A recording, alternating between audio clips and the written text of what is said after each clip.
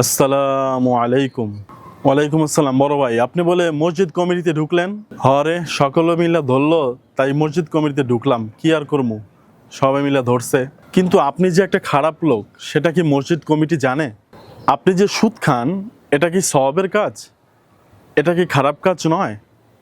আসলে আপনাদের মতো লোকদের কোনো দোষ নেই। দোষ হচ্ছে আমাদের মতো মানুষ, যারা আমরা টাকাওয়ালা লোকদেরকে মসজিদ মাদ্রাসার ভালো ভালো পদে দিয়ে দিই। কিন্তু সে কি খারাপ ব্যক্তি, ভালো ব্যক্তি, বা সে কি খারাপ পথে আর্নিং করে নাকি ভালো পথে আর্নিং করে, সেটা আমরা দেখি না। ওই মিয়া, মুখ সামলায় কথা বলো। খারাপের কি দেখলাম আমার মধ্যে? আচ্ছা যান, কিন্তু চেষ্টা করেন যে সুদের পথ থেকে ফিরে আসতে। সুদ খাওয়া এটা হচ্ছে অনেক নেক্কারজনক একটা গুনাহ। তো চেষ্টা করবেন সুদ থেকে বেঁচে থাকতে। আল্লাহ আপনার সহায় হোক।